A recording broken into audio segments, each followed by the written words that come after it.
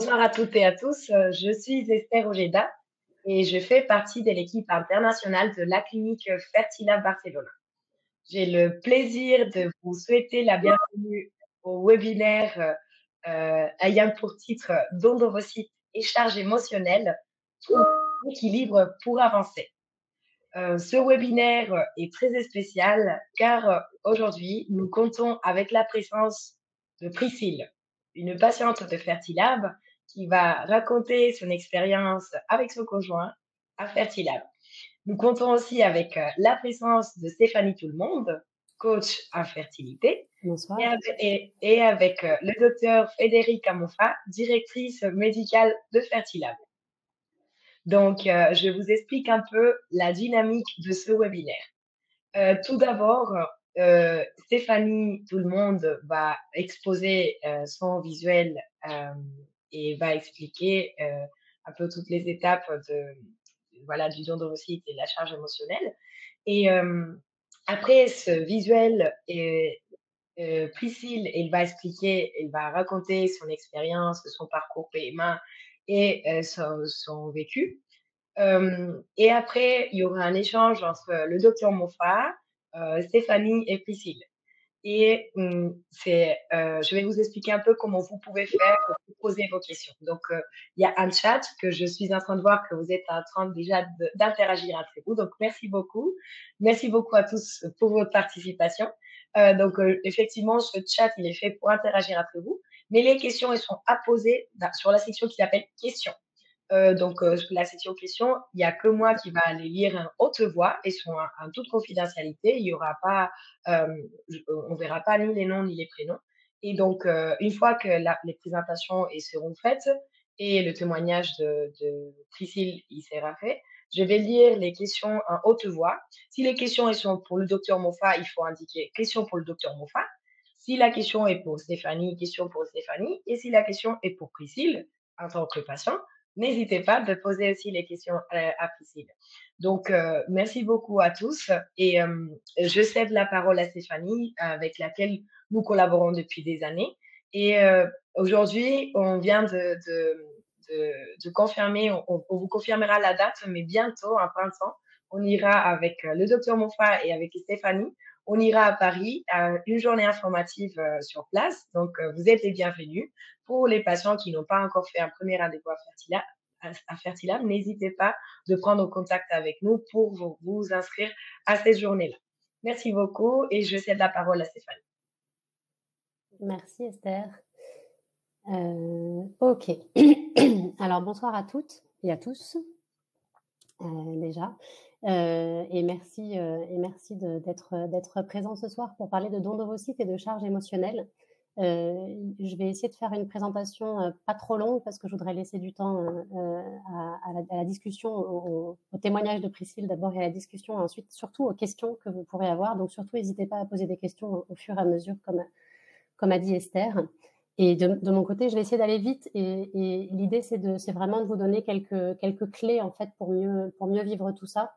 Mais évidemment, je serai à votre disposition si jamais un jour vous voulez en discuter un peu plus en détail. D'abord, je me présente très rapidement. Donc moi, je suis maman de 2 grandes filles de 12 et 15 ans par fille. J'habite à Barcelone depuis 18 ans. Et depuis 8 ans, j'accompagne les femmes et les couples dans leur parcours de PMA et de fertilité au travers du coaching et d'un accompagnement émotionnel. Et je suis aussi cofondatrice de l'association She-Hawk, que certains et certaines connaissent peut-être déjà, qui est une association qui est basée à Barcelone et qui soutient toutes les personnes qui sont en protocole PMA à Barcelone. Alors, pourquoi est-ce qu'on fait ce webinaire aujourd'hui ? Parce que la PMA en général, et le don d'ovocytes en particulier, est un processus émotionnellement compliqué. Je pense que vous en faites tous et toutes l'expérience au quotidien. Quel que soit le parcours, en fait, PMA, quel que soit le traitement, don d'ovocytes, FIV, insémination, il y a toujours beaucoup de montagnes russes émotionnelles. On parle souvent de ces alternances de joie, excitation, impatience, déception, tristesse, colère, envie, jalousie, frustration. Il y a vraiment beaucoup de choses qui arrivent et souvent on est envahi d'émotions qui sont très contradictoires. Donc ces fameuses montagnes russes émotionnelles. Il y a encore, même en 2025, encore du tabou autour de ces sujets-là, même si c'est un sujet qui est de plus en plus médiatisé. Dans la sphère personnelle, il y a souvent des difficultés à en parler, heureusement pas tout le temps. Mais moi, j'accompagne au quotidien des personnes qui trouvent que c'est difficile d'aborder ce sujet et qui ont du mal à trouver le soutien dont elles ont besoin à l'extérieur. Il y a beaucoup de stress, évidemment, parce que c'est des processus qui sont complexes, avec beaucoup d'étapes, qui sont très médicalisées. À la fois, on se fait les injections soi-même, donc il y a beaucoup de stress. Il y a un impact sur toutes les facettes de notre vie, non? J'ai plein de personnes qui me disent: «Bah, je change pas de travail parce que si jamais je tombe enceinte» ou «Je ne vais pas partir en vacances à tel endroit parce que j'aurai peut-être mon transfert». Enfin, il y a vraiment un impact sur les relations, la vie familiale, le couple quand il y a un couple, la partie professionnelle, la partie financière, la partie de la santé, et cetera, et cetera. Donc il y a vraiment un impact sur toutes les facettes. Et il y a un stress additionnel qui est lié au traitement à distance quand on vient en Espagne pour un protocole PMA parce que, bah, voilà, souvent on nous dit soyez à Barcelone dans 3 jours, même si on a une idée plus ou moins des dates, ça peut être assez stressant, toute la logistique qu'il y a autour de ça. Et évidemment, et c'est le sujet du jour, il y a une charge émotionnelle qui est encore plus forte quand on parle de dons de gamètes et de dons d'ovocytes. Qu'est-ce que c'est que cette charge émotionnelle? Je vais pas insister trop dessus parce que je pense que vous le vivez toutes peut-être déjà, mais c'est assez commun de passer par des émotions telles que la tristesse, parce qu'on doit renoncer à quelque chose, à une image qu'on avait de la maternité ou de la parentalité. On doit renoncer à son patrimoine génétique quand on doit passer par un don d'ovocytes. Donc il y a beaucoup de tristesse, il peut y avoir beaucoup de tristesse.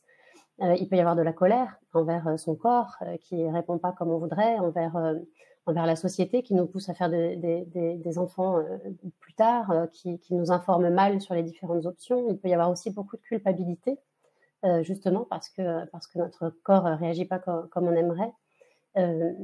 Et ça, c'est quelque chose que je vois très souvent, même s'il n'y a pas lieu d'avoir de la culpabilité. Il y a beaucoup de culpabilité dans tous les protocoles PMA et en particulier les protocoles de don. Et ça, c'est quelque chose que je pense qu'il est important que vous sachiez, non? Que c'est quelque chose de très commun, entre guillemets, ou en tout cas, c'est assez naturel. C'est quelque chose qui vient souvent et vous n'êtes pas la seule si jamais c'est le cas. Donc ça, c'est très important. Et il y a beaucoup de peur par rapport à l'inconnu, non? On reçoit les gamètes d'une personne. En Espagne, en plus, il y a un anonymat du don d'ovocytes. Je pense que le docteur Moffat reviendra un petit peu sur les caractéristiques du don d'ovocytes en Espagne. Mais donc, il y a beaucoup de peur aussi par rapport à tout ça. Et il y a des doutes et des questions. J'en ai listé quelques-unes qui reviennent souvent.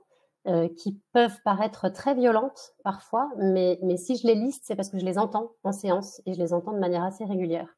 Donc, il y a le doute par rapport à la ressemblance, à qui l'enfant va ressembler, est-ce qu'il va me ressembler? Un doute qui lui est vraiment très douloureux et qui vraiment peut être très challengeant, c'est est-ce que je vais l'aimer autant que si c'était mon enfant génétique? Et encore une fois, si je le dis, c'est que je l'entends très régulièrement, ce doute-là. Donc, encore une fois, si jamais c'est votre cas, vous n'êtes pas la seule. Comment est-ce que l'enfant va réagir? Est-ce qu'il va à un moment m'en vouloir? Est-ce qu'il va être heureux? Parce que finalement, il n'a pas forcément demandé à être conçu de cette manière-là. Donc, c'est vraiment des doutes qui sont extrêmement destructrices et qui peuvent faire extrêmement mal. Et est-ce que mon entourage va l'accepter? Non, parce qu'encore une fois, il y a beaucoup de tabous, il y a beaucoup d'inconnus par rapport à tout ça. Donc, encore une fois, c'est pas une obligation de passer par toutes ces émotions-là, heureusement. Mais si je me permets de les lister, c'est justement parce que je les entends régulièrement et qu'en fait, c'est des choses qui sont un dialogue intérieur qui est extrêmement cruel, je trouve. Et ça fait du bien quand on se dit: «En fait, je suis pas la seule à penser ça et avoir cette peur-là». Et ce qu'il faut savoir, en fait, c'est que quand on doit passer par un don d'ovocytes, eh ben, on doit faire un deuil, non? Même si le mot est très fort, on fait le deuil de son patrimoine génétique, on fait le deuil d'une certaine idée de la transmission, même s'il y a encore de la transmission, de valeurs, de vision de la vie, etc. Il y a une coupure au niveau de cette transmission génétique. Et donc, je vous ai mis ici sur la diapositive suivante, si j'y arrive, voilà.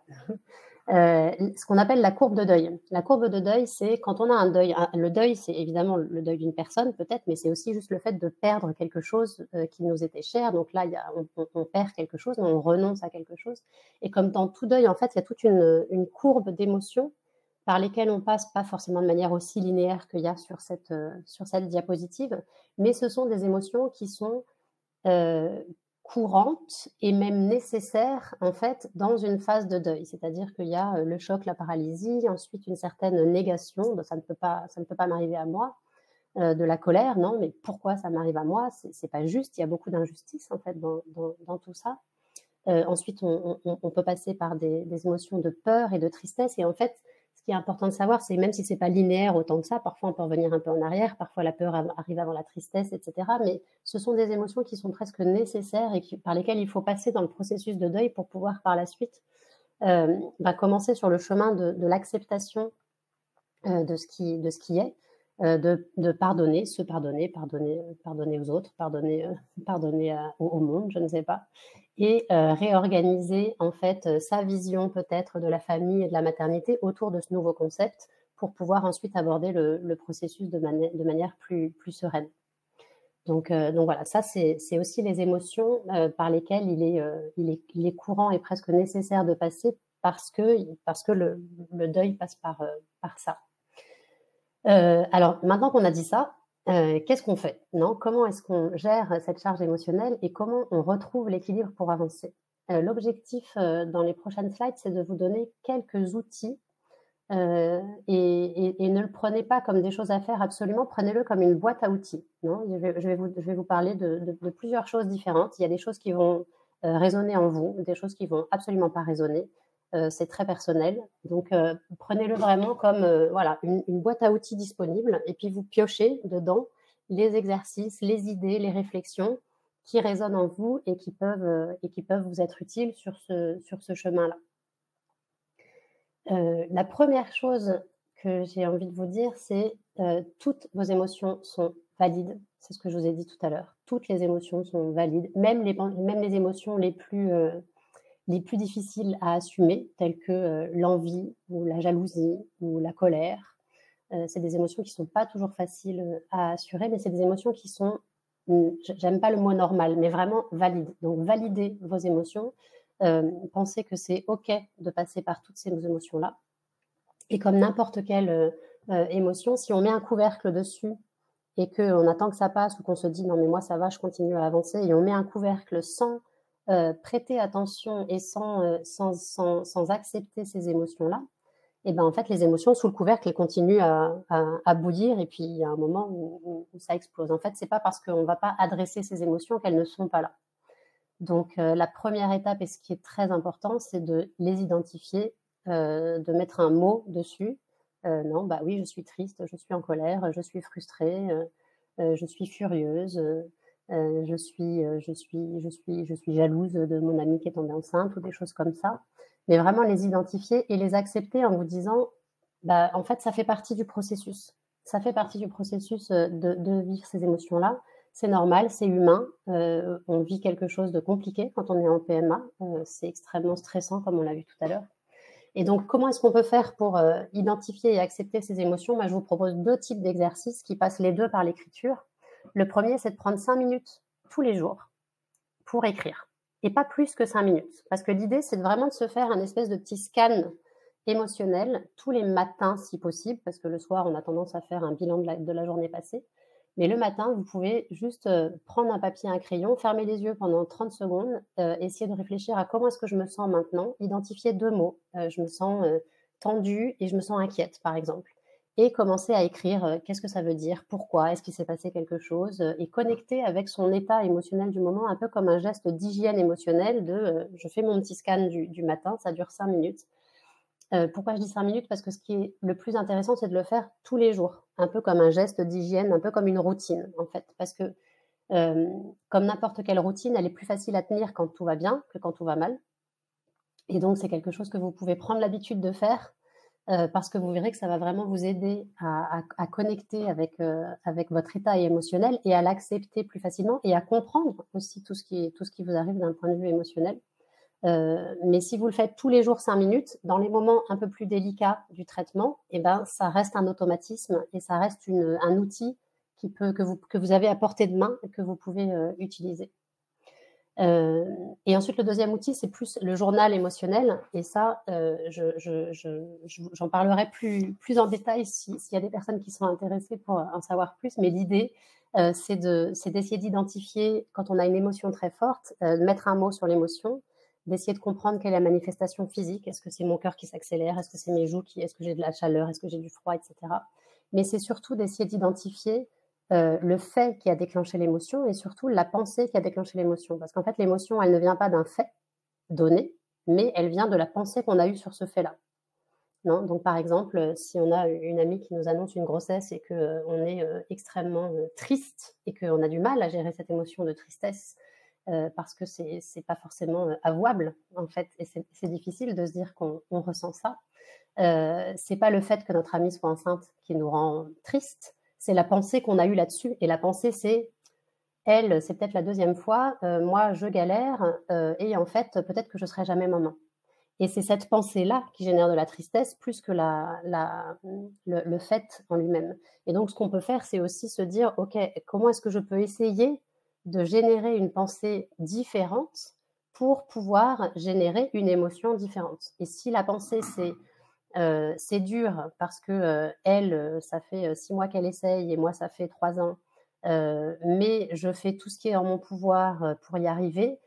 Bah, déjà, cette pensée-là, plutôt qu'une émotion de tristesse et de frustration et d'injustice, elle va peut-être développer plus une émotion de fierté pour tout ce que vous mettez en place pour pouvoir atteindre cet objectif.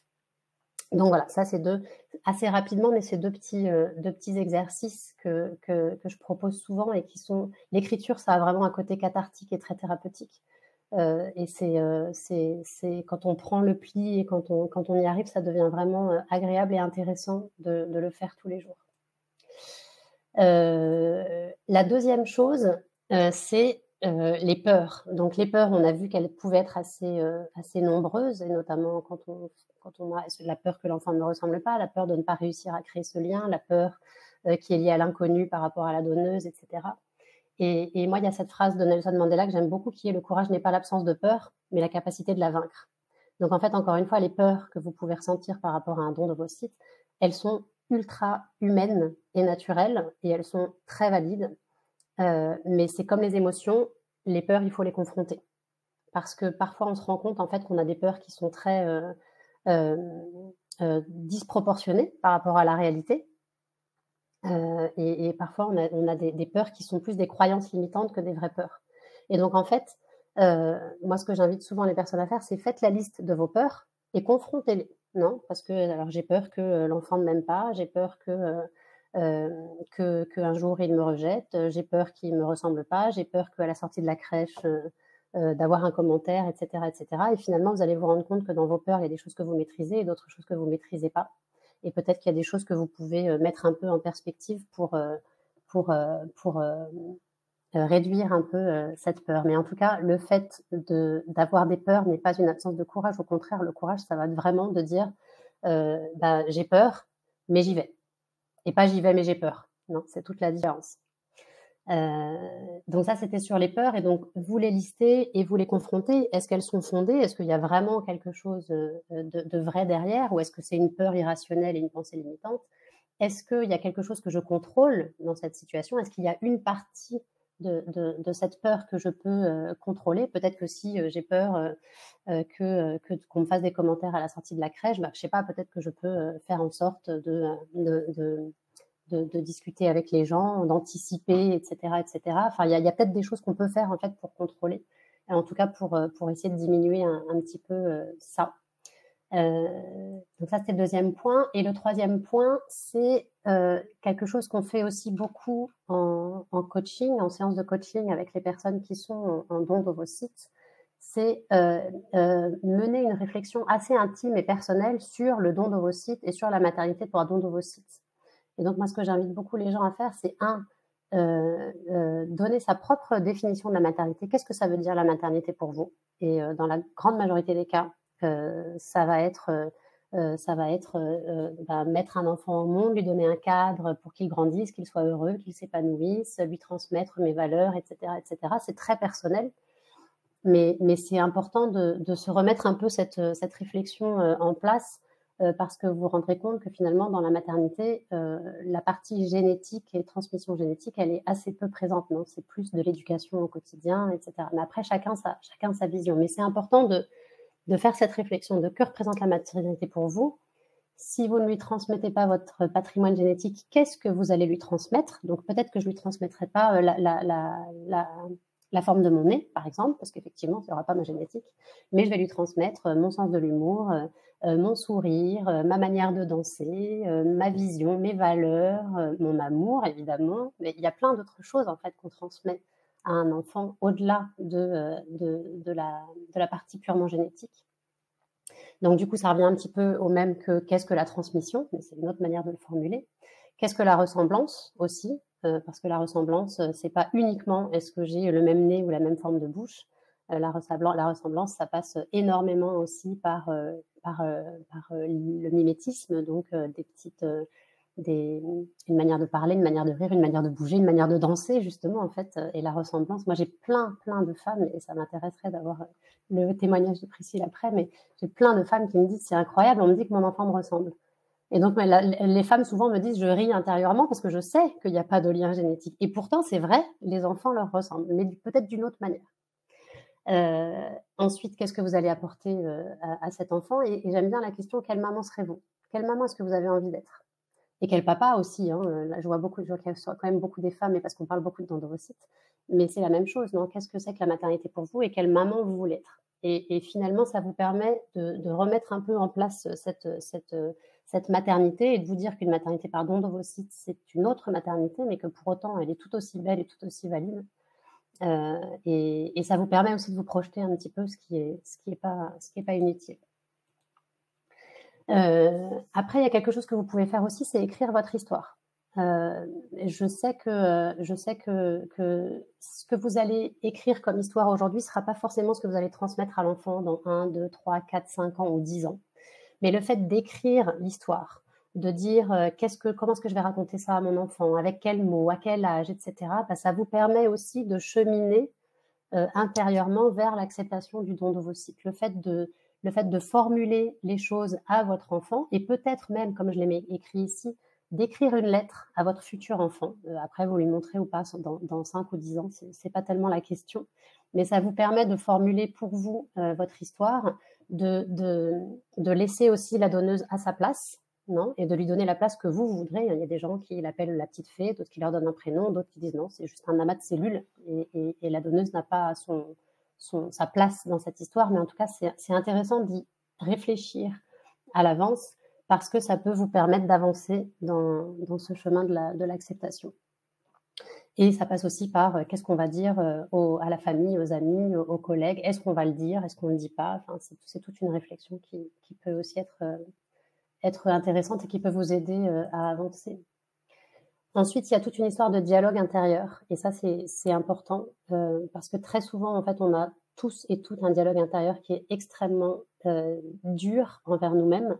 Et on se parle souvent de manière extrêmement violente, et on se dit des choses qu'on n'oserait pas dire à quelqu'un d'autre. Et là, j'ai mis des exemples. Bon, je ne vais jamais être maman, ça c'est un exemple. Mais par exemple, j'ai des femmes qui m'ont dit peut-être que si j'y arrive pas, c'est que je ne mérite pas. Et encore une fois, ça, c'est des choses qui sont entendues, et je trouve que c'est ultra violent, parce qu'il n'y a pas de mérite à être maman ou pas maman, et c'est pas parce qu'on doit passer par un don d'ovocytes qu'on est moins légitime en tant que maman. Et donc, je pense que c'est très important, surtout dans ces protocoles-là, de remettre un peu d'auto-indulgence et de non-jugement et de respect de soi-même dans l'équation, et de se parler de manière plus douce et plus bienveillante, en fait. Et donc, l'idée, c'est d'identifier ces phrases qui tournent dans votre tête, et il y en a dans toutes les têtes, malheureusement. Et quelle pensée alternative est-ce que je peux avoir? Donc, plutôt que je ne mérite pas d'avoir un enfant, c'est j'ai énormément d'amour à donner, et je le prouve au quotidien en me faisant des piqûres, en allant à Barcelone faire un don d'ovocytes, etc., etc. Ou alors, je ne suis pas encore maman, mais je fais tout ce qui est en mon pouvoir pour y arriver. Et donc, tout ça, c'est un peu la même chose que la reformulation des pensées tout à l'heure. Ça génère de la fierté, plus qu'une sensation de manque de légitimité. Et si vous avez du mal à avoir cette pensée alternative, essayez de réfléchir à qu'est-ce que vous dirait votre meilleur ami, ou votre meilleur ami au masculin, hein, et surtout, qu'est-ce que vous diriez, vous, à une amie qui dirait la même chose d'elle-même? Si une amie était en face de vous et vous disait « je ne mérite pas d'avoir un enfant », qu'est-ce que vous lui diriez? Et ça, c'est encore plus puissant parce que du coup, c'est les mots qui sortent de votre bouche. Donc, pourquoi est-ce que vous parleriez différemment à vous-même qu'à une amie? Donc, ça, c'est des petites choses pour remettre un peu de bienveillance dans son dialogue intérieur. Informez-vous, le savoir, c'est le pouvoir. Posez, et je le dis tout le temps, toutes vos questions à l'équipe médicale. Il n'y a pas de questions bêtes, il n'y a pas de questions inutiles. S'il y a un doute, si vous avez un doute, en fait, après, ça devient une rumination, on en fait une espèce de boule de neige, alors que peut-être qu'il y a une réponse médicale assez simple. Donc ça, c'est super important de poser vos questions à l'équipe médicale, de comprendre ce qui va se passer, à quel moment, de comprendre le processus de sélection des donneuses, etc., etc. Et de vous renseigner sur l'épigénétique aussi. Et je pense que le docteur Moffat pourra nous en parler un petit peu mieux, parce que moi, je ne suis pas médecin, mais l'épigénétique, globalement, ce que ça dit, c'est toute l'influence que les facteurs non génétiques et environnementaux, du coup, comment ça influence le développement génétique même d'une personne. Donc, l'épigénétique, ça se passe pendant la grossesse, ça se passe pendant les premiers mois aux premières années de vie. Et en fait, tout l'environnement, tous les échanges qui vont se faire avec la maman pendant la grossesse, ça va influencer le développement, même l'activation ou non de certains gènes. Et docteur Moffat, surtout, si je dis des bêtises, il faut m'interrompre. Mais globalement, moi, je le vois comme ça. Un embryon, le même embryon qui est mis dans l'utérus d'une femme A ou d'une femme B, ne donnera pas le même bébé à la naissance. Et j'irai même encore plus loin, le même bébé à la naissance ne donnera pas non plus la même personne à l'âge, pendant l'enfance et à l'âge adulte. Non, parce qu'après, il y a tous les facteurs justement de transmission, de valeurs, de mode de vie, etc., etc. Et effectivement, l'épigénétique, c'est toute la vie qu'elle évolue. Merci pour le commentaire, et c'est toute la beauté de ce processus. Et effectivement, je vous invite vraiment à vous renseigner dessus parce que c'est extrêmement enrichissant dans le cadre d'un don d'ovocytes de réfléchir à ça, parce que vous allez avoir un impact énorme sur votre bébé, non seulement du point de vue de son éducation, mais aussi du point de vue de son développement comme personne. Et le dernier que je voulais vous dire, c'est entourez-vous, parlez avec des femmes ou des familles qui sont passées par là. Si jamais ça vous intéresse, nous, c'est quelque chose qu'on fait beaucoup au travers de l'association et que moi, je fais beaucoup aussi avec toutes les personnes que j'ai accompagnées. Je trouve que ça n'a pas de prix, et c'est pour ça que c'est super aussi d'avoir ce témoignage aujourd'hui, parce que ça n'a pas de prix de pouvoir parler avec des femmes qui ont eu les mêmes doutes, qui sont passées par les mêmes épreuves et qui les ont dépassées d'une manière ou d'une autre. Et donc ça, c'est aussi quelque chose, enfin, une ressource qui a énormément de valeur, de surtout pas rester seul. Et si jamais il n'y a pas de femmes autour de vous, et si jamais il n'y a pas d'amis avec qui en parler, demandez l'aide d'un ou d'une professionnelle, parce que en parler, réfléchir sur tout ça, c'est très important pour mieux le vivre. Donc voilà, là je vais passer assez rapidement, mais un soutien émotionnel, ça peut vous aider à mieux comprendre vos émotions et les accepter au quotidien. Ça peut vous aider à pas tout centrer sur la PMA au quotidien. Prendre des décisions difficiles, par exemple, passer par un don d'ovocytes, préparer sereinement sa PMA en Espagne, communiquer avec l'entourage pour ne pas s'isoler, dépasser ses peurs et ses croyances limitantes. En fait, c'est vraiment vous sentir épaulé pour mieux vivre ce protocole de PMA. Parce que ça peut faire une différence énorme dans le vécu d'être bien accompagné. Et bien accompagné, ça peut vouloir dire par un ami, par un professionnel ou par un groupe de parole, par exemple. Donc, si le groupe de parole, c'est quelque chose qui vous intéresse, n'hésitez pas à nous contacter, soit Fertilab, soit moi, pour que je vous en dise un petit peu plus, mais c'est un soutien qui est vraiment important. Et juste petit détail qui n'en est pas un, si jamais ça vous intéresse de faire une séance d'accompagnement, sachez que la première séance avec moi est gratuite pour les patients de Fertilab. Et c'est très important d'avoir cette première séance, et peut-être parfois ça ira pas plus loin, peut-être juste une séance, ça permet de poser des mots, etc.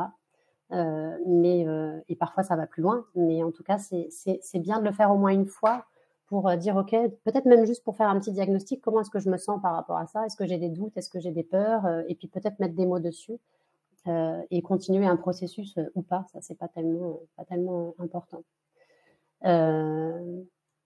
Voilà. Et là, je vous ai mis aussi, si jamais vous voulez scanner ce petit code QR et puis sinon vous m'envoyez un message, j'ai développé un petit guide pratique, alors qui n'est pas axé sur le don d'ovocytes, mais qui peut être quand même super utile sur le don d'ovocytes, avec des petits exercices qui sont un peu en lien avec tout ce que je vous ai raconté aujourd'hui, le dialogue émotionnel, le dialogue intérieur, pardon, le journal émotionnel, etc. Voilà. Donc ça, c'est un petit outil que j'ai essayé de développer pour vous aider. Voilà, je suis désolée, je parle très vite, mais parce que je voudrais vraiment laisser le temps. Je crois qu'il y a pas mal de questions qui arrivent au fur et à mesure, et peut-être avant les questions et réponses, justement. Écoutez le témoignage de Priscille. Merci en tout cas de votre attention. Merci beaucoup, Stéphanie, pour cette présentation tellement intéressante. Merci, merci.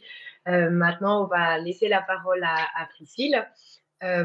Donc, si vous n'hésitez pas, Priscille, de nous expliquer. Alors, bonsoir à toutes et à tous. Donc, je m'appelle Priscille. Je suis une patiente de Fertilab et du docteur Mofa. Je m'étais inscrite au départ sur le webinaire en tant que patiente pour avoir un petit peu justement le retour de Stéphanie quant à la charge émotionnelle liée au don d'ovocytes. Et en fait, en discutant avec Esther, parce que je n'arrivais pas au début à m'inscrire sur le webinaire, on a échangé un peu et en fait, je lui ai dit que si il y avait besoin un petit peu d'expliquer mon parcours, et ben j'étais ouverte à en discuter. Donc, j'ai préparé un petit résumé. J'ai essayé de faire au plus court sur les 9 ans de mon parcours de PMA. Donc, avec mon conjoint, on s'est rencontrés très tôt, on avait 18 ans. Donc, j'allais partir faire mes études. Donc, le temps de faire les études, le temps de m'installer, parce que je suis en libéral, je suis kinésithérapeute. Donc, je voulais que tout au niveau professionnel soit calé avant de pouvoir m'engager, en fait, à fonder une famille. Et puis, quand on a été prêt à se dire, ça y est, on est prêt à fonder une famille, c'était avant mes 30 ans. Et en fait, ça n'a pas fonctionné tout de suite. Donc, on a mis 2 ans avant de découvrir que finalement, j'avais une endométriose profonde et qui a été découverte un petit peu par hasard parce que j'ai fini aux urgences un jour où j'avais mes règles. Donc, j'avais un très, très gros kyste au niveau d'un ovaire. Et puis, on m'a fait faire une IRM en urgence et on a découvert que l'endométriose était complètement partout au niveau du petit bassin, donc c'était compliqué. Et là, on nous a dit, on va faire une chirurgie pour enlever le kyste et on va regarder si vos trompes sont perméables. Et en fait, ils n'ont pas réussi à enlever le kyste parce qu'il y avait trop d'adhérence. Et les trompes étaient complètement imperméables. Donc, quand je me suis réveillée de cette opération, on m'a annoncé qu'en fait, j'aurais jamais de bébé naturellement et qu'il faudrait passer par la PMA. Donc, c'était tout nouveau pour nous. On s'est demandé un petit peu ce qui nous tombait sur la tête. Donc voilà, on s'est engagé près de chez nous. Il y avait un centre au CHU pour la PMA, donc on a été dirigé là-bas. Et puis là, le parcours du combattant a commencé avec 2 cœlioscopies du coup dans l'année, une pour essayer de retirer le kyste, mais en fait, ils se sont rendus compte que finalement, c'était pas un kyste et que j'avais les trompes qui étaient pleines de pus. Et donc, on m'a réveillée pour m'annoncer qu'on n'avait pas fait du tout ce qui était prévu. Et puis, quelques mois après, on m'a fait une 2e cœlioscopie parce que pour engager un parcours de FIV, avec les trompes complètement infectées, pleines de pus, il fallait boucher tout ça pour pas que ça empêche un embryon de nicher dans l'utérus. Donc, ça a été très compliqué à accepter tout ça, déjà physiquement, parce que j'étais très douloureuse, j'étais très fatiguée. Donc, on a fait cette opération où ils n'ont pas pu enlever les trompes parce qu'il y avait trop d'adhérence. Donc, la gynéco nous avait expliqué, si on peut les enlever, on les enlève. Sinon, on clampe les trompes pour permettre de faire après une FIV. Donc, je me suis réveillée avec des douleurs énormes. J'ai été hospitalisée plusieurs jours alors que c'était prévu en ambulatoire. Et du coup, on m'a annoncé qu'on n'avait pas pu enlever les trompes, sinon on m'arrachait la moitié des intestins. Donc voilà. Après, s'en est suivi sur notre parcours 5 ponctions. La première n'a pas donné grand-chose. Les embryons n'étaient pas de bonne qualité, donc il n'y a pas eu de transfert. Et puis après, pendant notre parcours, on a eu 4 autres ponctions qui ont donné à chaque fois quelques ovocytes. On a réussi quand même à faire 6 transferts avec une dizaine d'embryons transférés. Pas d'accroche, sauf en 2021 où en fait on nous a proposé, au bout de quelques années déjà de parcours, ça faisait déjà 3-4 ans qu'on était en parcours, un matrice lab. En France, c'est très préconisé le matrice lab. Et en fait, après cet examen-là, j'ai eu ma première accroche d'embryon. Donc, révolution, c'était super. Je suis tombée enceinte. Mais en fait, ça me paraissait complètement impossible, cette histoire, parce que ça faisait tellement des années qu'on essayait et que ça ne marchait pas que je me disais que c'était un peu une grossesse impossible, quoi. Et en fait, au bout de 8 semaines, pour l'échographie de datation, la gynéco, elle a cherché. Et on voyait bien qu'il y avait un truc qui n'allait pas. Et en fait, elle nous a dit qu'il n'y avait pas de battement cardiaque à ce petit fœtus. Donc, fausse couche, curetage en urgence, etc. Donc, ça a été en fait notre plus grande réussite de notre parcours, cette accroche d'embryon. Sauf que elle s'est encore soldée par un échec. Donc, ça a été très difficile à accepter. La gynéco a commencé un petit peu à nous parler du don d'ovocytes à ce moment-là, en nous disant que l'endométriose faisait que les ovocytes n'étaient pas de bonne qualité et que elle voulait bien tenter encore une ponction avec mes ovocytes, mais que si ça ne donnait pas grand-chose, c'est-à-dire pas beaucoup d'ovocytes, et j'avais un traitement de cheval avec des doses très très importantes d'hormones, on n'obtenait vraiment pas grand-chose. Et elle nous a dit, si c'est la dernière ponction, si on n'obtient pas grand-chose, il n'y aura pas de suite, quoi. Et on a eu un ovocyte mature. On a réussi à avoir un embryon J5. Et en fait, il nous avait dit, on ne transfère pas tout de suite, on le congèle et on le transfère plus tard. Parce qu'à ce moment-là, ils avaient découvert que j'avais un décalage de la fenêtre d'implantation. Donc, ce n'était pas possible de le faire en frais. Et en fait, finalement, on a attendu 1 an et demi avant de faire ce transfert de ce dernier embryon parce que moralement, c'était trop compliqué. Mon conjoint a fait une grosse dépression. Moi, j'en avais fait une en début de parcours de PMA parce que émotionnellement, c'était très, très difficile à gérer. Et du coup, on a mis 1 an et demi pour faire ce dernier transfert du dernier embryon qui nous restait. On avait commencé déjà un peu à parler du don d'ovocytes et de l'adoption aussi. Et en fait, ce dernier transfert en France n'a pas fonctionné, il n'y a pas eu d'accroche. Donc la gynéco nous a dit, c'est terminé le parcours avec vos ovocytes, ce sera pour un don d'ovocytes si vous voulez poursuivre. Et en fait, quelques mois avant, j'étais pas encore prête au don d'ovocytes. Et puis le fait qu'il y ait cet échec, je me suis dit, en fait, il y a encore d'autres solutions pour avoir un bébé, c'est pas fini. Et mon conjoint, lui, était plus parti sur l'idée d'adopter un enfant parce que pour lui, il y avait une finalité qui était sûre, de se dire on adopte un enfant, on est sûr d'avoir un enfant. Que si on poursuit la PMA, on n'est pas sûr que ça fonctionne. Et ça veut dire encore les montagnes russes émotionnelles, justement, dont Stéphanie parlait. Tout ce qu'elle a dit, en fait, je me suis retrouvée dans toutes les diapos. C'est encore les montagnes russes émotionnelles et on ne sait pas, on a peur de ce qui peut se passer, on a peur de l'échec, on a peur de se perdre en fait et de s'épuiser moralement et physiquement avec tout ça. Et donc, ça a été compliqué dans notre couple à ce moment-là de prendre la décision parce que moi, je ne voulais pas abandonner l'idée de la PMA, l'idée de pouvoir un jour porter mon enfant, de pouvoir un jour donner la vie et voilà, j'avais encore une porte à ouvrir que je n'avais pas encore ouverte et j'avais besoin d'essayer. Et puis, en me disant, si ça ne marche pas, je sais qu'on peut adopter, mais je veux tenter encore cette chance-là. Donc, en France, on s'est renseigné. La gynéco nous a dit qu'il y avait 2 ans d'attente.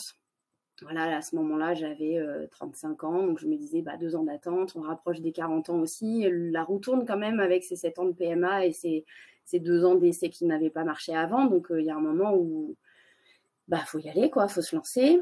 Et en fait, mon conjoint n'était pas du tout partant pour aller à l'étranger parce qu'il avait peur qu'il y ait besoin beaucoup de se déplacer, de faire les traitements sur place, les examens sur place et tout. Et en fait, j'ai commencé à me renseigner un petit peu. Et quand je lui ai dit, en fait, si on n'arrive pas à se mettre d'accord, toi, tu veux adopter, moi, je veux poursuivre la PMA avec un don d'ovocytes. Je suis prête. Si on n'arrive pas à se mettre d'accord, on va finir par se séparer parce que ça va nous séparer, quoi. Et donc, au bout d'un mois, en fait, on a des personnes proches à qui on a réussi à discuter et qui ont un peu fait le rôle de médiateur, je pense, qui ont un peu réussi à apaiser les choses et à faire qu'on a retrouvé un peu la conversation, parce qu'à ce moment-là, c'était compliqué de se parler dans notre couple parce qu'on n'était pas d'accord.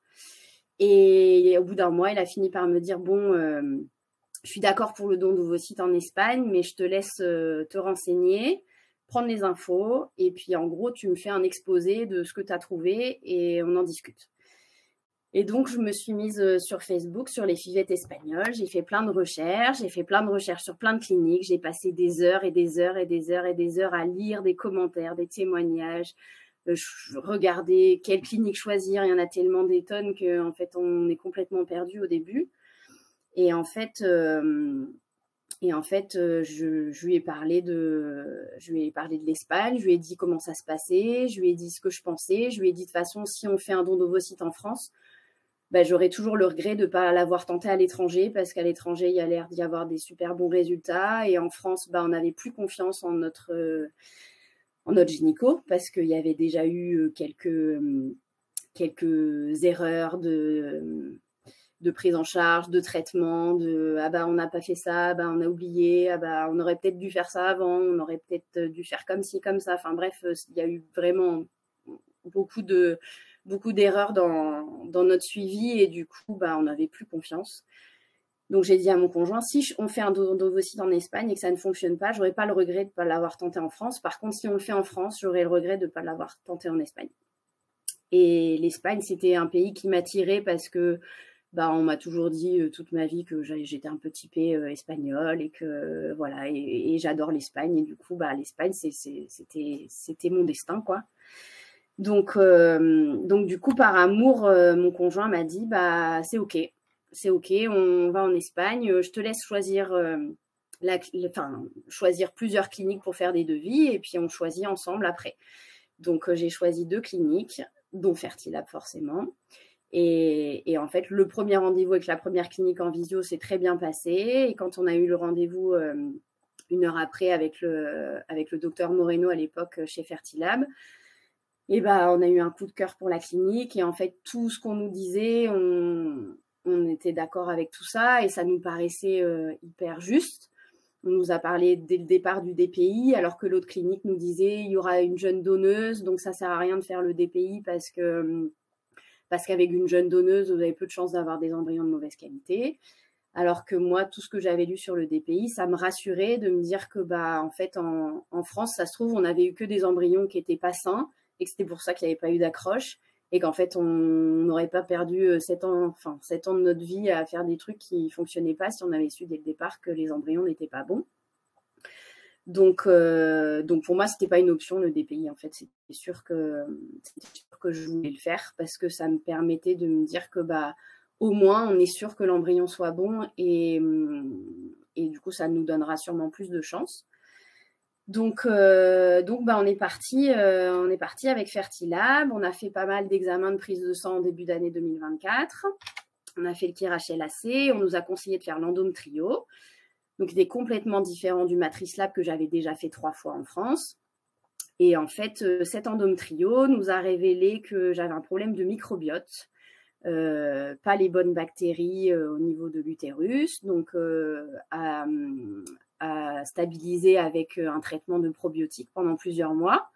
Et quand je l'ai dit à ma gynéco en France, elle nous a dit « Ah oui, ça arrive qu'on donne des probiotiques, oui, je lis ça de temps en temps, mais en fait, jamais j'ai eu de probiotiques pendant mes 9 ans d'essai bébé. Donc voilà, ça a été un peu compliqué. Donc en fait, tout ce qu'on nous faisait faire, on découvrait des petites choses comme ça. Et puis, on nous avait expliqué que pour le début du traitement, l'examen indispensable pour le début de la PMA, c'était l'hystéroscopie. Et en fait, c'est un examen que je n'avais jamais passé en France. Et quand je l'ai dit à ma gynéco en France, elle m'a dit « Ah oui, on l'a jamais fait cet examen-là. C'est surprenant quand même, parce que normalement, on le fait. » Oui, mais ça fait 7 ans qu'on ne l'a pas fait, donc on va peut-être le faire en Espagne, parce qu'en fait, en France, on n'a plus confiance. Donc, si c'est pour qu'il fasse l'examen et qu'il passe à côté de quelque chose, en fait, c'était pas possible pour nous. Donc, on a choisi de le faire en Espagne. C'était un coût supplémentaire, mais on a bien fait de le faire parce que quand je suis arrivée à la clinique et qu'on m'a fait l'hystéroscopie, en fait, on s'est rendu compte qu'il y avait une malformation au niveau de la paroi utérine, un septum incomplet, qui n'a jamais été vu pendant mes 7 ans de PMA. Donc, on a fait une petite chirurgie, on m'a enlevé un petit fibrome aussi dans l'utérus. Et en fait, je me suis réveillée de cette opération triste et en colère, en fait, de me dire, mais j'ai passé 7 ans à faire plein d'examens, plein de trucs, plein de machins, et on est passé à côté de ça, et je comprends pas pourquoi on l'a jamais vu, en fait. Donc, forcément, la clinique Fertilab, elle avait toute notre confiance. Après tout ça, ça a été un petit peu aussi difficile à accepter parce que j'étais très en colère contre ma gynéco française d'être passée à côté de tout ça. Et puis, on a laissé l'été se passer, on a lancé la recherche de la donneuse. Donc, on a su seulement 1 mois après le lancement de la recherche de la donneuse que la donneuse était en traitement et qu'on allait bientôt obtenir des embryons quand le docteur Moffat nous a appelés. Et donc, on a obtenu 3 embryons qui ont évolué jusqu'à J6, donc à congeler. On avait choisi de faire le DPI.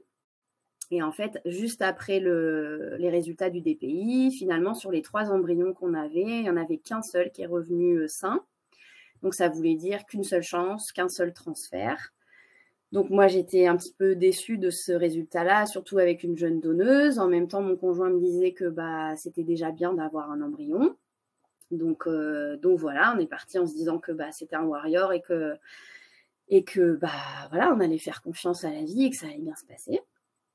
Et donc du coup, j'ai refait une biopsie, donc un endométrio, juste pour voir si le traitement de probiotiques avait normalisé les choses. Donc, j'ai commencé mes probiotiques en juin 2024 et on a refait la biopsie début octobre. Et début octobre, les résultats sont revenus comme quoi c'était normalisé. Donc, mon utérus était bien pour pouvoir accueillir notre petit embryon.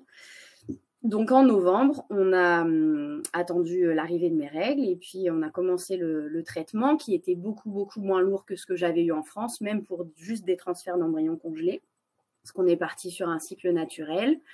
Et donc, j'ai eu beaucoup moins d'hormones. Ça a été quand même beaucoup plus facile à gérer et plus supportable. Et en fait, j'ai fait une seule prise de sang et une seule échographie. Et la sage-femme en France m'a dit... je pense que c'est peut-être encore un petit peu juste. Vous allez voir avec la clinique espagnole. Et le docteur Moffat a dit, c'est bon, on est prêt. C'est pour la semaine prochaine. Donc, on était un petit peu surpris que ça aille si vite parce qu'en France, j'avais toujours 2, 3, 4 échographies prises de sang avant de lancer le transfert. Et donc, on s'est dit, ok, mais vous êtes sûr? Est-ce que c'est pas trop tôt? Et Lola nous a dit, non, si le docteur Moffat dit que c'est bon, c'est que c'est bon pour la semaine prochaine. Donc, on a dit, ok, on va faire confiance parce que jusque-là, en Espagne, ils se sont pas beaucoup trompés sur notre cas, quoi. Donc on va faire confiance à ce qui se passe. Et puis, donc on est arrivé, donc on a su une semaine avant qu'on allait en Espagne. Donc pour l'organisation justement du voyage et tout ça, j'ai laissé un petit peu monsieur gérer parce que émotionnellement, j'avais beaucoup de trucs déjà avec mes traitements à gérer. Donc il m'a beaucoup épaulé là-dessus. Et puis nous voilà partis en Espagne pour le transfert. Et en fait, le jour du transfert, on est arrivé dans la clinique. Lola nous a fait une accolade et nous a embrassés pour nous accueillir. Et elle nous a dit, on va rentrer dans le bureau avec le docteur Moffat et la biologiste. C'est le protocole habituel. Et donc, quand on est rentré, le docteur Moffat nous a salués et elle nous a annoncé que malheureusement, le seul embryon qu'on avait obtenu n'avait pas survécu à la décongélation. Donc, ça arrive dans 5% des cas. Donc, on s'est dit qu'on était maudits et que en fait, on était encore des chats noirs et de se dire, mais pourquoi ça nous arrive à nous? Qu'est-ce qu'on a fait au bon Dieu pour qu'il se passe encore un truc où on est dans les 5%, quoi. Donc, ça a été un coup de massue de se dire que en fait, c'était fini, quoi, alors qu'il s'était encore rien passé. Et en fait, le docteur Moffat, avec l'équipe, la biologiste et Lola, qui connaissait un petit peu notre histoire, justement, et cette possibilité dans notre tête de se dire que si la PMA ne fonctionnait pas, on était prêt à adopter un enfant. Ils nous ont proposé un accueil d'embryons, donc avec double don, avec des donneurs qui ont les caractéristiques phénotypes comme moi et mon conjoint, donc taille, couleur des cheveux, couleur des yeux, etc., qui matchent aussi avec le groupe sanguin et qui avaient fait un DPI et qui étaient sains et qui étaient tout OK.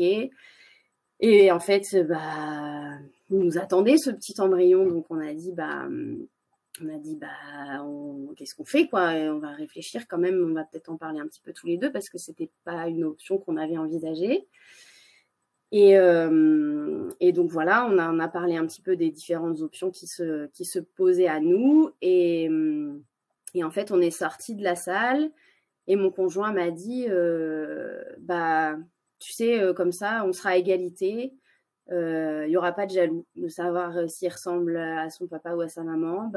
Il ressemblera peut-être à aucun des deux ou peut-être qu'il ressemblera aux deux. Et en fait, comme ça, on est sur on est à égalité. En fait, voilà, ce sera pareil pour l'un et pour l'autre. Donc voilà, et il m'a dit, mais moi j'ai déjà fait le deuil de mes gènes, ça fait longtemps que je me dis que je suis prêt pour l'adoption, donc moi je suis pour. Donc moi j'étais pas du tout préparée à cette option-là, alors que lui il était déjà prêt. Et moi, je pense que le don d'ovocytes, je l'avais accepté déjà, ça avait été un petit peu difficile forcément avec toute la charge émotionnelle dont vous avez parlé. Et en fait, on a réfléchi, on s'est dit que c'était encore plus beau de vivre ça que de vivre une adoption d'un enfant parce que on allait le porter cet enfant. Et enfin, je le porte moi, mais on le porte à deux quand même. Et du coup, on a accepté ce transfert d'embryon. Donc le docteur Moffat nous a fait le transfert. Et puis 10 jours après, j'ai fait un test de grossesse au moment où j'ai pris ma progestérone en pleine nuit et c'était positif, j'étais enceinte.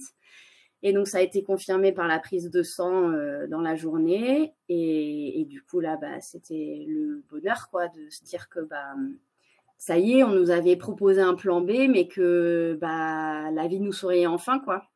Donc on est super content de ce changement un petit peu radical parce que Dr Moffat nous a dit c'est maintenant qu'il faut prendre la décision, demain le transfert ce sera trop tard et ce soir à 20h ce sera trop tard, c'est maintenant, donc vous avez 1 heure pour vous décider et puis on attend votre réponse. Donc au bout de 3/4 d'heure on les a appelés pour leur dire c'est bon, on est d'accord pour le transfert.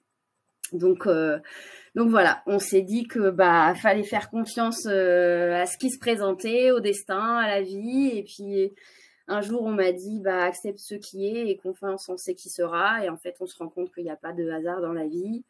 La clinique Fertilab, forcément, on ne jure que par Fertilab maintenant, mais on est hyper content d'avoir choisi cette clinique, forcément. On trouve que la clinique est vraiment à taille humaine et que chaque personne qui fait partie de notre parcours, on le garde vraiment précieusement dans notre cœur parce que sans tout ça, on n'en serait pas là aujourd'hui, quoi. Donc voilà. Donc du coup, je suis enceinte de 14 semaines et tout se passe bien. Et l'échographie du premier trimestre nous a montré que tout était OK pour l'instant. Donc on poursuit là-dessus, quoi. Donc voilà. Un énorme merci pour ce beau témoignage. Merci beaucoup. Merci. Il y a des émotions aussi pour les médecins. Hein. Oui, je me doute. Je me souviens très bien ce jour-là parce que c'est toujours difficile d'annoncer les mauvaises nouvelles. Oui. Mais vraiment, si on connaît les patients, on ne connaît pas simplement leur cas médical, mais on connaît aussi leur cas humain. Hein. Et je me souviens très bien que j'ai parlé avec Lola, qui est la coordinatrice qui a suivi Priscille et son mari. Elle me dit, je pense que justement pour eux, c'est une bonne opportunité. Donc, j'ai parlé avec les biologistes pour aller chercher et retrouver un embryon qui pouvait être associé convenablement. Et c'était vraiment, si c'est beaucoup de stress parce que voilà, ce que j'avais dit, c'était que c'était une décision à prendre pratiquement tout de suite. Je me souviens qu'on a dit aller faire un tour ou aller manger quelque chose ou aller boire un café. Allez boire un verre de vin, vous m'avez dit. Ah oui, c'est vrai, j'ai dit, allez boire un verre de vin. Et j'ai dit, ah bon, mais juste avant le transfert, j'ai pas le droit. Et vous m'avez dit, si, buvez un petit verre de vin, ça vous fera du bien. Bah, c'est mon dernier verre de vin, du coup, pour l'instant. Mais voilà. Ouais. Oui. Mais ouais, c'est forcément. Alors après, on parlait justement de toute la charge émotionnelle. Tout à l'heure, Stéphanie en parlait.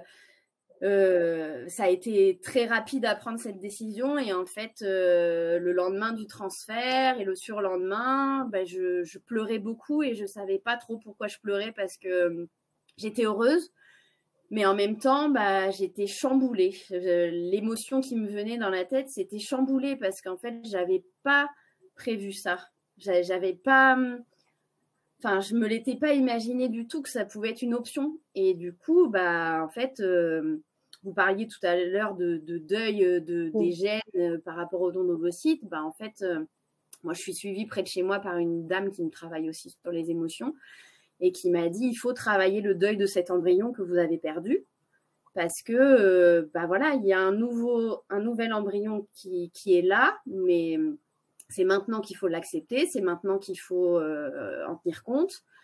Et en fait, je pense que j'étais heureuse d'avoir pris cette décision, mais en même temps, j'avais peur.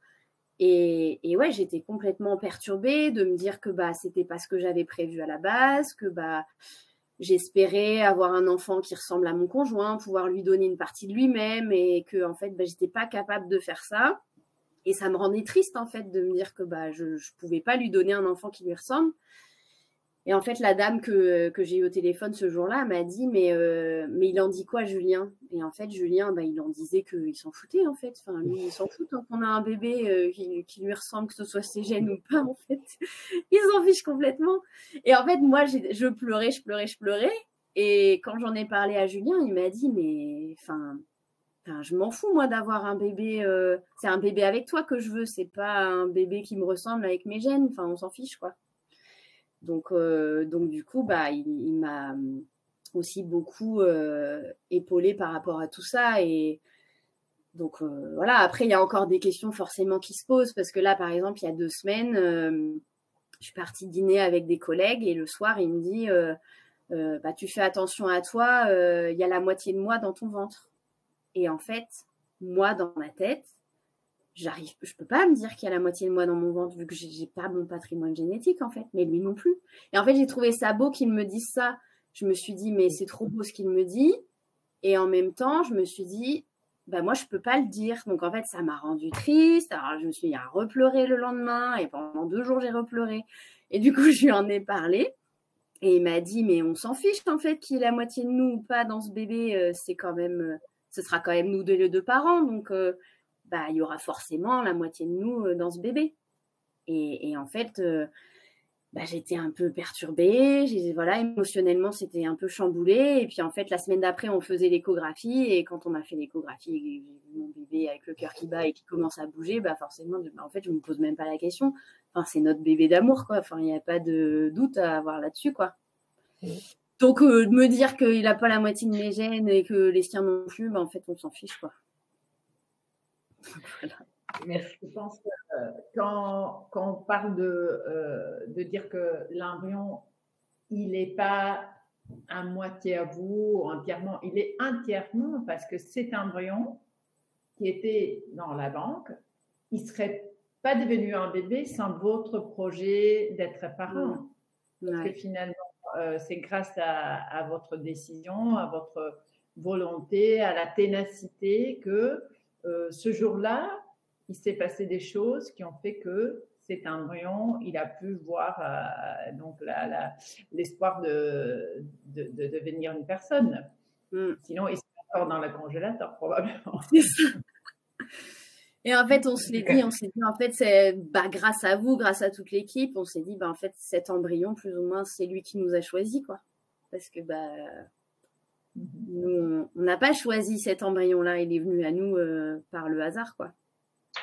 En tout cas, merci beaucoup Priscille, parce qu'il y a toutes les patientes qui sont émues, qui envoient des petits cœurs. Tout le monde est super content. Je vous présente nos excuses de la part c'est un webinaire différent parce qu'on n'a pas pu lire des questions et c'est déjà l'heure de finir. Excusez-nous. Ça a été un webinaire très spécial avec ce beau témoignage que je crois que ça a valu le coup. Normalement, vous savez que dans le webinaire, il y a le docteur qui interagit avec l'intervenante, le docteur qui répond à toutes les questions. D'ailleurs, il y a pas mal de questions que je pourrais lire maintenant, mais malheureusement, le webinaire doit être fini. Et je vais pas pouvoir lire toutes les questions, donc n'hésitez pas à d'écrire un mail à france@fertila.org ou à Stéphanie si c'est concernant les émotions et concernant eux. N'hésitez pas de nous contacter. Merci à tous d'avoir participé. Un énorme merci Priscille, un énorme merci Stéphanie et Dr Monfort. Ça va, on n'a pas eu besoin trop des mouchoirs finalement. Oui. Moi, j'en ai eu besoin ce matin parce que Priscille, elle m'a déjà tout raconté ce matin. J'ai été 1 heure avec elle et j'étais déjà très émue. Et merci beaucoup à toutes et à tous de votre assistance. Et vous parliez de l'histoire du bébé, mais nous, on a commencé déjà à faire un petit album que j'ai acheté la première fois qu'on est venu en juin à Fertilab. Et sur la première page, j'ai mis ça. Wow. Donc, c'est son histoire dans ce petit album. Donc, voilà. Ouais. Merci beaucoup. Merci beaucoup, en tout cas. Merci beaucoup à Priscille et à Fertilab et à tout le monde d'avoir été présent. Merci. Bonne soirée à tout le monde. Merci. Merci. Au revoir. Au revoir. Belle soirée. Merci. Au revoir.